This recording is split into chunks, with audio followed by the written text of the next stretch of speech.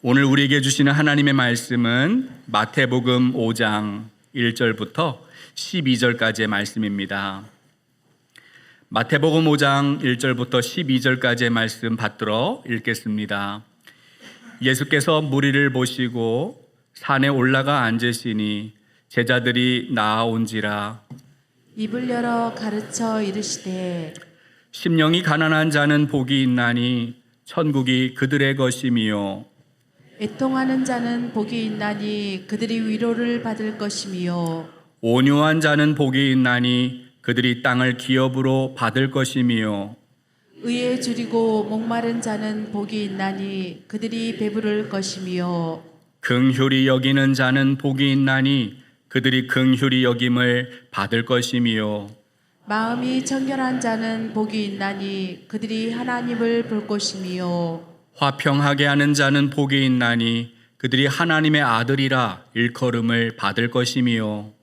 의를 위하여 박해를 받은 자는 복이 있나니 천국이 그들의 것임이라. 나로 말미암아 너희를 욕하고 박해하고 거짓으로 너희를 거슬러 모든 악한 말을 할 때에는 너희에게 복이 있나니 기뻐하고 즐거워하라. 하늘에서 너희의 상이 큼이라. 너희 전에 있던 선지자들도 이같이 박해하였느니라. 아멘. 우리는 예수님이 말씀하신 8가지 복을 나누고 있습니다. 그 중에서 오늘은 6번째 복입니다. 마음이 청결한 자는 복이 있나니 그들이 하나님을 볼 것입니다. 오늘 이 말씀에서 우리가 살펴볼 내용은 크게 3가지입니다. 첫 번째, 마음이 청결하다는 것은 어떤 뜻일까요? 두 번째, 마음은 어떻게 청결해질 수 있겠습니까? 그리고 마지막 3번째는 마음이 청결한 사람이 하나님을 본다고 했는데 도대체 하나님을 본다는 것은 어떤 의미일까요? 먼저 마음이 청결하다는 것의 의미를 함께 생각해 보겠습니다. 여러분, 성경을 보면 우리의 마음이 중요하다는 것을 가르쳐주고 있어요. 지혜의 왕인 솔로몬은 구약 성경에서 전도서와 잠언을 기록했습니다. 특별히 이 잠언을 지혜의 책 이렇게 말하거든요. 이 잠언에서 솔로몬이 말하는 핵심은 잠언 4장 23절에 나와 있습니다. 우리 이 말씀 한번 같이 읽어보겠습니다. 잠언 4장 23절 함께 읽겠습니다. 모든 지킬 만한 것 중에 더욱 내 마음을 지키라. 생명의 근원이 이에서 남이니라. 아멘. 여러분, 솔로몬이 하나님으로부터 지혜를 얻었어요. 그리고 그 지혜를 통해 깨닫게 된 중요한 사실 하나가 있는데 그것이 무엇입니까? 우리가 반드시 지켜야 할 것, 그것이 무엇입니까? 마음이라는 거예요. 왜냐하면 생명의 근원이 그 마음에서 시작된다, 이렇게 이야기합니다. 마음에서 나오는 분별력과 판단력이 지혜입니다. 마음은 우리의 감정, 우리의 기분을 느끼게 하고 이성적인 판단을 하게 하고 의지와 용기도 우리 마음에서 시작이 되는 거예요. 그래서 마음을 지휘통제소, 지휘통제실 이렇게 말하기도 해요. 여러분, 세상에서 어떤 사건이나 사고가 발생하거나 군대에서 어떤 작전을 수행할 때 모든 명령이 어디서 나오죠? 지휘통제실, 지휘관이 거기서 막 명령을 다 내리는 거예요. 마찬가지로 우리 사람을 움직이게 만들고 낙심하고 절망하게도 하고 또 소망을 품게 하고 다시 일어서게 만드는 것도 우리의 마음에 달려 있어요. 성경을 보면 이 마음이라는 단어가 900번 나옵니다. 시편에는 135번, 신약 성경에는 150번이 이 마음이라는 단어를 쓰고 있어요. 그만큼 마음이 중요한데요. 그럼에도 우리는 사람의 마음보다 사람의 외모를 더 중요하게 생각을 합니다. 사무엘상 16장을 보면 하나님이 사울에게 실망하셨습니다. 그를 이스라엘 왕으로 선택하신 것을 후회하셨어요. 하나님은 사울의 후계자를 선택하려고 사무엘을 이새의 집으로 보내셨습니다. 사무엘이 이새의 집에 도착했습니다. 그의 아들들이 다 눈앞에 있어요. 여러분, 사무엘이 그들에게서 무엇을 보았습니까? 여러분, 사무엘은 이스라엘의 영적 지도자입니다. 하나님과 소통하는 훌륭한 신앙인, 믿음의 사람이에요. 그럼에도 사무엘은 사람의 외모를 보았어요. 키가 크고 잘생긴 얼굴부터 그의 눈에 들어왔습니다. 사람은 누구나 이렇게 외모를 먼저 봅니다. 첫인상이 중요하다고 말하잖아요. 마음은 사람의 눈에 보이지 않아요. 우리 눈에 먼저 보이는 것은 외모밖에 없어요. 외모가 좋게 보이면 이 사람 좋은 사람이야 이렇게 착각하기 쉽습니다. 그래서 사람들은 외모에 신경 쓰고 외모에 돈을 써서 관리를 하는 거예요. 그러나 하나님은 어떤 분인가요? 하나님은 사람의 외모가 아니라 중심을 보신다고 말씀합니다. 우리 사무엘상 16장 7절 함께 이 말씀 읽어보겠습니다. 여호와께서 사무엘에게 이르시되 그의 용모와 키를 보지 말라. 내가 이미 그를 버렸노라. 내가 보는 것은 사람과 같지 아니하니 사람은 외모를 보거니와 나 여호와는 중심을 보느니라 하시더라. 아멘. 하나님은 우리 사람과 같지 않습니다. 우리는 외모를 봅니다. 그러나 하나님은 사람의 중심을 보신다 말씀합니다. 하나님이 사람의 중심을 본다는 것은 우리의 마음 깊은 곳을, 보이지 않는 그 깊은 곳까지 하나님이 통찰하신다, 감찰하신다, 그런 뜻이에요. 그래서 솔로몬은 하나님의 기준과 사람의 기준은 다르다라는 사실을 깨닫습니다. 우리 잠언 21장 2절 말씀 함께 읽어봅니다. 함께 보시죠. 사람의 행위가 자기 보기에는 모두 정직하여도 여호와는 마음을 감찰하시느니라. 아멘. 여러분, 하나님은, 여호와는 무엇을 감찰하신다고요? 우리의 마음을 감찰하신다는 거예요. 내가 아무리 정직하게 살아왔어도, 내가 깨끗한 삶을 살아왔다고 자부할지라도, 내가 하나님 앞에 서게 되면, 하나님의 기준으로 나를 보게 되면 감추어졌던, 숨겨왔던 나의 깊은 그 마음속을 하나님은 아신다는 거예요. 여러분, 예레미야 선지자는 세상에 가장 더럽고 추악한 방이 바로 우리 마음의 방이다 이야기합니다. 예레미야 17장 9절과 10절 말씀 한번 보십시오. 함께 말씀 읽어보겠습니다. 만물보다 거짓되고 심히 부패한 것은 마음이라. 누가 능히 이를 알리오마는 나 여호와는 심장을 살피며 폐부를 시험하고 각각 그의 행위와 그의 행실대로 보응하나니. 하나님은 우리 눈에 보이지 않는 우리의 심장 깊은 곳을, 우리의 폐부를 시험하신다. 우리의 악한 의도를 다 아시는 분. 내가 아무리 교양 있는 척하고 지식 있는 척해도, 아무리 내가 내 자신을 포장하기도 썩고 냄새나는 내 마음 깊은 곳을 감찰하시는 분이 하나님이십니다. 예수님이 자기 의에 사로잡혀 있던 종교 지도자들, 바리새인 서기관들을 무섭게 책망하십니다. 우리 마태복음 15장 8절부터 11절 그리고 16절부터 20절 말씀 한번 같이 보겠습니다. 함께 보시죠. 이 백성이 입술로는 나를 공경하되 마음은 내게서 멀도다.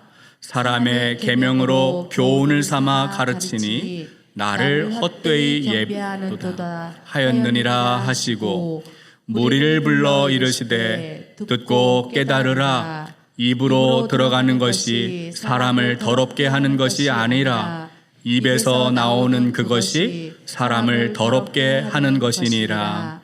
예수께서 이르시되 너희도 아직까지 깨달음이 없느냐. 입으로 들어가는 모든 것은 배로 들어가서 뒤로 내버려지는 줄 알지 못하느냐.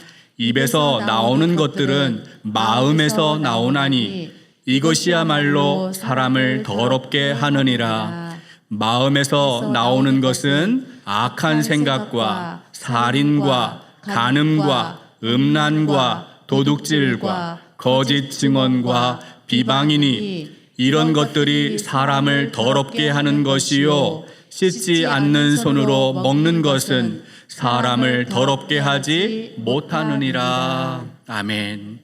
여러분, 바리새인들 한번 생각해 보세요. 그들의 겉모습 아주 아름답게 포장되어 있습니다. 스스로 깨끗한 척을 해요. 음식을 먹을 때마다 정결의식을 따라서 항상 손을 씻고 그러고서 음식을 먹었습니다. 의로운 척 행동했습니다. 하나님 사랑하는 것처럼 보였고 경배하는 것처럼 보였습니다. 그러나 실상은 어떻습니까? 죄로 물들어 있는 마음, 심히 부패한 상태가 바로 바리새인들의 모습이었어요. 여러분, 따라서 우리가 하나님 앞에 정직히 서야만 지금 나의 마음의 상태를, 나의 실상을 알게 되는 거예요. 나도 내 자신을 모를 때가 많아요. 그러나 그분 앞에 서게 되면, 그분의 빛이 비춰오면 그때서야 비로소 나의 실체를 알게 되는 것이죠. 여러분, 이사야 6장을 보니까요, 선지자가 성전 높은 보좌 위에 앉으신 주님을 보았습니다.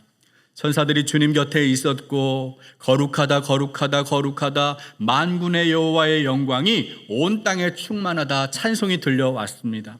성전 안에는 하나님의 임재를 상징하는 연기로 가득했어요. 문지방이 흔들렸습니다. 그때 이 선지자가 어떻게 고백하는지 한번 보십시오. 우리 이사야 6장 5절 함께 말씀 읽겠습니다. 그때에 내가 말하되 화로다 나여 망하게 되었도다. 나는 입술이 부정한 사람이요 나는 입술이 부정한 백성 중에 거주하면서 만군의 여호와이신 왕을 배웠음이로다 하였더라. 아멘.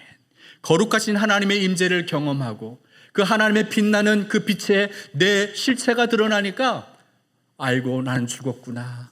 화로다 나는 망하게 되었도다. 나는 입술이 부정한 자로다 고백하게 된 것이죠. 누가복음 5장을 보면 시몬 베드로가 밤새 수고하여 그물을 던졌습니다. 그러나 한 마리의 물고기도 잡지 못했어요. 그때 예수님 말씀하십니다. 깊은 데로 가서 그물을 내려 고기를 잡으라. 베드로가 말씀을 의지해서 순종합니다. 그물이 찢어질 만큼 물고기를 많이 잡았어요. 하나님의 능력을, 하늘의 능력을 경험하게 된 것이죠. 그리고 어떻게 했습니까? 우리 누가복음 5장 8절 함께 있습니다. 시몬 베드로가 이를 보고 예수의 무릎 아래에 엎드려 이르되 주여 나를 떠나소서 나는 죄인으로소이다 하니. 아멘. 여러분, 내가 죄인이라는 사실을 어떻게 알 수 있어요? 선지자와 같이 시몬 베드로와 같이 거룩하신 그 하나님 앞에 설 때 하나님의 빛에 내 자신이 드러나고 내 양심이, 내 마음이 다 공개될 때 그때서야 비로소 내가 죄인이구나, 나의 실체를 알고 고백하게 되는 것입니다. 두 번째 물음입니다. 여러분, 우리가 하나님 앞에 아무것도 감출 수 없는 죄인임을 알게 되었을 때 어떻게 우리는 우리의 마음을 청결하게 할 수 있겠습니까? 사도 야고보는 하나님을 가까이 하라 이렇게 권면하고 있습니다. 하나님을 가까이 하면 주님께서 우리에게 가까이 하신다 이렇게 말하는 거예요. 우리 야고보서 4장 8절 함께 말씀 읽어보겠습니다. 하나님을 가까이 하라. 그리하면 너희를 가까이 하시리라. 죄인들아 손을 깨끗이 하라. 두 마음을 품은 자들아 마음을 성결하게 하라. 아멘. 여러분, 여기서 야고보가 말하는 이 두 마음이 어떤 마음일까요? 하나님이 아닌 다른 것을 품고 있는 마음. 내가 내 인생의 주인 되고 내가 내 인생의 주인 되어서 제멋대로 내 하고 싶은 대로 살고 사는 것이 바로 두 마음을 품은 상태입니다. 하나님과 세상, 하나님과 돈을 똑같이 숭배하고 동시에 사랑하는 것, 바로 그것이 두 마음을 품는 거예요. 여러분이 오직 하나님만 바라보고 의지하는 한 마음을 품고 있는지, 아니하면 두 마음을 품고 있는지 알 수 있는 방법이 하나 있습니다. 우리 히브리서 4장 12절 말씀 읽어보겠습니다. 히브리서 4장 12절 함께 읽겠습니다. 하나님의 말씀은 살아있고 활력이 있어 좌우의 날선 어떤 검보다도 예리하여 혼과 영과 및 관절과 골수를 찔러 쪼개기까지 하며 또 마음의 생각과 뜻을 판단하나니. 아멘. 여러분, 지금 나의 마음이 하나님을 향하고 있는지, 아니면 하나님을 바라본다고 말하면서도 동시에 세상을 향하고 있는지 어떻게 알 수 있습니까? 우리의 깊은 심령을 쪼개고 나누는 그 모든 것을 꿰뚫어 보시는 하나님 말씀 앞에 내가 정직히 설 때 그것을 알 수 있다는 거예요. 하나님 말씀은 좌우의 날선 어떤 검보다도 예리합니다. 우리의 혼과 영을 관절과 골수를 찔러 쪼개기까지 하고, 아무리 내가 감추고 포장하고 모른 채 할지라도 우리의 마음과 생각을 판단할 수 있는 것이 바로 하나님 말씀입니다. 여러분, 사람은 스스로 의로워질 수가 없어요. 나의 힘, 나의 능력으로 나의 마음을 깨끗하게 할 수가 없어요. 불가능합니다.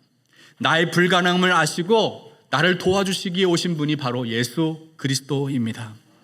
베드로는 우리가 예수 그리스도를 마음으로 모시고 그분을 주인으로 삼을 때, 그를 주로 고백할 때 우리가 거룩해지고 깨끗함을 입는다라고 말씀하고 있습니다. 우리 베드로전서 3장 15절 말씀 보겠습니다. 함께 보시죠. 너희 마음에 그리스도를 주로 삼아 거룩하게 하고 너희 속에 있는 소망에 관한 이유를 묻는 자에게는 대답할 것을 항상 준비하되 온유와 두려움으로 하고. 아멘.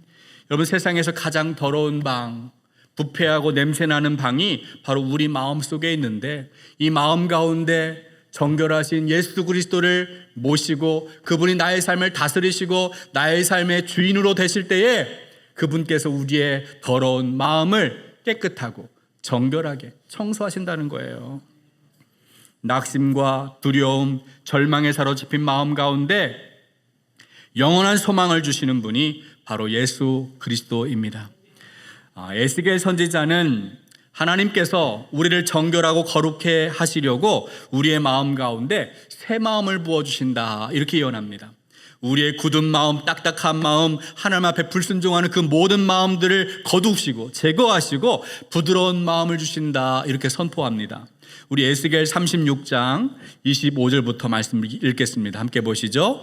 맑은 물을 너희에게 뿌려서 너희로 정결하게 하되 곧 너희 모든 더러운 것에서와 모든 우상 숭배에서 너희를 정결하게 할 것이며 또 새 영을 너희 속에 두고 새 마음을 너희에게 주되 너희 육신에서 굳은 마음을 제거하고 부드러운 마음을 줄 것이며 또 내 영을 너희 속에 두어 너희로 내 율례를 행하게 하리니 너희가 내 율례를 지켜 행할지니라. 아멘. 여러분, 하나님께서는 우리 마음에 새 영을 부어주시는 분, 새 마음을 주시는 분이라는 거예요. 우리의 딱딱한 마음, 굳어있는 마음, 하나님 앞에 불순종하고 어겼던 그런 모든 마음들을 하나님이 다 제거하시고 새 마음을, 부드러운 마음을, 새 영을 부어주시는 분이 하나님이에요. 예언자 이 에스겔이 37장 그 다음 장에서 무슨 이야기를 하냐면 마른 뼈의 환상을 이야기합니다. 무슨 이야기입니까? 마른 뼈와 같이 죽어있던, 살아있으나 죽어있는 존재와 같은 우리 가운데 살리시는 영으로 오시는 분이 바로 하나님이시라는 겁니다. 바울은 우리의 몸을 거룩한 산제물로 드려라, 이렇게 말합니다. 하나님의 선하시고 기뻐하시고 온전하신 뜻이 무엇인지 분별하려면 먼저 우리의 마음은 새로운 변화가 일어나야 한다는 거예요. 로마서 12장 1절 2절 함께 말씀 읽어보겠습니다. 그러므로 형제들아, 내가 하나님의 모든 자비하심으로 너희를 권하노니 너희 몸을 하나님이 기뻐하시는 거룩한 산 제물로 드리라. 이는 너희가 드릴 영적 예배니라. 너희는 이 세대를 본받지 말고 오직 마음을 새롭게 함으로 변화를 받아 하나님의 선하시고 기뻐하시고 온전하신 뜻이 무엇인지 분별하도록 하라. 아멘. 네. 여러분, 바울이 무슨 이야기합니까? 세상을 본받지 말라는 거예요. 여러분, 세상이 바라는 것이 무엇입니까? 세상은 우리가 욕망대로 살기를 부추겨요. 탐욕을 추구하라고 말하는 거예요. 세상에서 너는 왕이야, 너는 인생의 주인이야, 네 마음대로 하고 싶은 대로 한번 살아봐 라고 요구하는 것이 세상입니다. 그러나 이 세상을 본받지 않으려면 어떻게 해야 됩니까? 오직 마음을 새롭게 변화받아야 한다는 거예요. 마음을 새롭게 변화받아야 하나님의 선하심이 무엇인지, 하나님이 기뻐하시는 것이 무엇인지, 하나님께서 나의 삶에 바라시는 그 온전하신 뜻이 무엇인지 분별할 수 있게 되는 것입니다. 그렇게 분별된 삶을 사는 것이 하나님 기뻐하시는 거룩한 산 제물로 바쳐지는 영적 예배입니다. 여러분, 우리가 우리를 어떻게 변화시킬 수 있겠어요? 우리의 마음을 어떻게 새롭게 변화받을 수 있겠습니까? 바울은 우리가 예수 그리스도를 주님으로 인정하면 주님께서 아들의 영, 성령을 우리 마음 가운데 부어주셔서 그 성령의 역사로 우리가 새로워질 수 있다라고 말씀하고 있습니다. 우리 갈라디아서 4장 6절 함께 말씀 읽어보겠습니다. 너희가 아들임으로 하나님이 그 아들의 영을 우리 마음 가운데 보내사 아빠, 아버지라 부르게 하셨느니라. 아멘. 성령은 하나님을 나의 아빠, 아버지라고 부르게 하시는 분이에요. 성령은 우리 마음을 새롭게 기경하시고 새롭게 바꿔주시는 하나님의 영입니다. 마지막 세 번째 물음을 살펴보겠습니다. 여러분, 성령으로 마음을 새롭게 변화받은 사람, 마음이 청결한 사람은 하나님을 볼 것입니다 라고 예수님 말씀하셨어요. 여러분, 하나님을 본다는 것이 무슨 뜻일까요? 갑자기 내 눈앞에 신비한 환상이 펼쳐지고 영이신 하나님이 나의 육신의 눈으로 볼 수 있도록 쫙 나타난다는 뜻일까요? 창세기 37장을 보면 17살 소년 요셉이 나옵니다. 요셉은 아버지의 특별한 사랑을 받습니다. 그러나 형들로부터는 미움을 받았어요. 형들의 손에 의해 팔렸고 애굽의 노예가 되었습니다. 그러나 신기한 것은 하나님은 요셉이 어디에 있든 그가 팔려간 그 애굽에서도 함께 하셨다라는 사실입니다. 하나님이 요셉에게 은혜를 베푸십니다. 그가 하는 모든 일, 범사에 형통함이 있었어요. 더 놀라운 사실은 그렇게 하나님이 함께 하시는데도 불구하고 요셉이 억울하게 누명을 쓰고 감옥에도 갇히고 고난이 끊이지 않았다는 사실입니다. 그렇게 고난을 받는데도 성경을 보면 요셉이 하나님을 보았다, 요셉이 하나님의 음성을 들었다 라는 이야기가 성경에 한 구절도 나오지 않아요. 그럼에도 요셉은 보이지 않는 하나님을 자기의 눈으로 보는 것처럼 하나님을 보는 삶을, 하나님을 의식하면서 사는 삶을 살 수 있었습니다. 여러분, 보디발의 아내가 어느 날 요셉을 유혹합니다.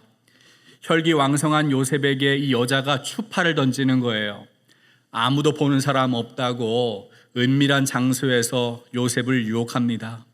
그때 요셉이 어떻게 반응했는지 기억하시죠? 우리 창세기 39장 8절 9절 말씀 함께 읽겠습니다. 요셉이 거절하며 자기 주인의 아내에게 이르되 내 주인이 집안의 모든 소유를 간섭하지 아니하고 다 내 손에 위탁하였으니 이 집에는 나보다 큰 이가 없으며 주인이 아무것도 내게 금하지 아니하였어도 금한 것은 당신뿐이니 당신은 그의 아내임이라. 그런즉 내가 어찌 이 큰 악을 행하여 하나님께 죄를 지으리까. 여러분, 요셉이 주인의 아내로부터 끈질긴 집요한 유혹을 받습니다. 그때 요셉이 무슨 이야기를 합니까? 내가 하나님 앞에서 어찌 큰 악을 행하며 죄를 지을 수 있겠습니까? 아무도 보는 사람이 없어요. 아무도 듣는 사람이 없습니다. 요셉이 하나님을 볼 수도 없습니다. 하나님의 음성을 듣지도 못해요. 그러나 아무도 없는 그 은밀한 곳에서 하나님을 요셉이 보고 있는 거예요. 하나님이 나를 지켜보시고 있음을 요셉이 의식하고 있는 거예요. 하나님을 의식하는 것, 그것이 바로 하나님을 보는 것입니다.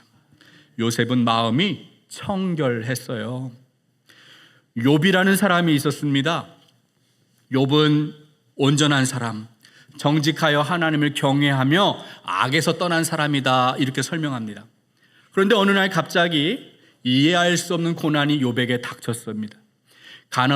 가족을 잃어버렸고요, 재산을 모두 다 잃었습니다. 건강도 잃었습니다. 발바닥부터 정수리까지 악창이 발하였고 견딜 수 없는 고통에 시달립니다. 친구들이 멀리서 찾아왔습니다. 그러나 친구들의 말은 위로가 아니라 빗으로 이 가슴에 팍팍 찍혔어요. 여러분, 욥은 이해할 수 없었습니다. 왜 하나님이 나에게 이런 고통을 주실까? 왜 나는 이런 고통 가운데 죽지 않고 있을까? 그는 이해할 수 없었습니다. 그런데 모든 고난이 지나간 다음에 욥이 하나님 앞에 고백을 합니다. 욥기 42장 5절, 이 말씀 함께 읽겠습니다. 내가 주께 대하여 귀로 듣기만 하였사오나 이제는 눈으로 주를 배옵나이다. 아멘. 여러분, 욥이 고백합니다. 내가 주님께 대하여 귀로 들었지만 이제는 나의 눈으로 주님을 봅니다. 여러분, 이 말이 욥이 진짜 자신의 육신의 눈으로 주님을 보고 있다는 이야기입니까? 아니죠. 다른 사람들로부터 수없이 들어왔던 그 하나님, 그런 하나님이 아니라 이제부터는 내가 직접 만나고 경험했던 살아있는 하나님을 내가 체험했다. 내가 하나님 만났다. 그런 이야기를 하고 있는 거예요. 이해할 수 없는 고난을 받았지만 하나님이 얼마나 크고 위대하신 분인가, 이제 내가 주님을 알았습니다. 이것이 욥의 고백입니다. 여러분, 다윗의 인생은 어떻습니까? 다윗은 하나님을 사랑했습니다. 나의 힘이 되신 여호와여, 내가 주님을 사랑합니다. 여호와가 나의 반석이시고 나의 요새이시고 나를 건지시는 하나님입니다. 고백합니다. 다윗은 하나님을 늘 눈앞에 두고 모시고 살았어요. 시편 16편 8절을 보면 내가 여호와를 항상 내 앞에 모심이요, 고백하는 거예요. 다윗이 모든 일을 할 때마다 하나님을 의식했다는 뜻입니다.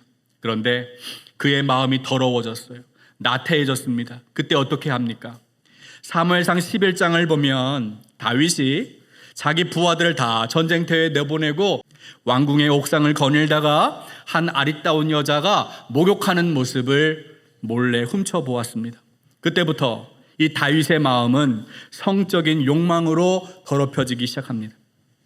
다윗의 판단력이 흐려졌습니다. 여자가 궁금했어요. 그 여자를 남편으로부터 빼앗고 싶었어요. 다윗은 자기 마음대로, 본능대로 행동합니다. 하나님이 더 이상 보이지 않는 거예요. 마음이 더러워지면 하나님은 보이지 않습니다. 훗날 선지자가 다윗에게 찾아옵니다. 그리고 죄를 지적합니다. 그때부터 다윗이 내가 하나님 앞에 범죄했구나 깨닫고 엎드려 회개합니다. 우리 시편 51편 1절부터 3절까지의 말씀 보겠습니다. 함께 보시죠. 하나님이여, 주의 인자를 따라 내게 은혜를 베푸시며 주의 많은 긍휼을 따라 내 죄악을 지워주소서. 나의 죄악을 말갛게 씻으시며 나의 죄를 깨끗이 제하소서. 무릇 나는 내 죄가를 아오니 내 죄가 항상 내 앞에 있나이다. 아멘.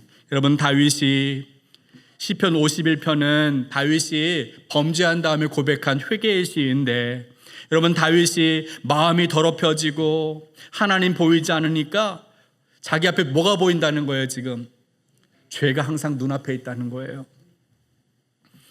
다윗은 자기의 죄를 깨닫고 하나님 앞에 회개합니다. 다윗이 회개 기도를 통해 하나님께 구하는 것이 무엇인지 한번 보십시오. 우리 시편 51편 10절부터 12절까지 말씀 함께 읽겠습니다. 하나님이여, 내 속에 정한 마음을 창조하시고 내 안에 정직한 영을 새롭게 하소서. 나를 주 앞에서 쫓아내지 마시며 주의 성령을 내게서 거두지 마소서.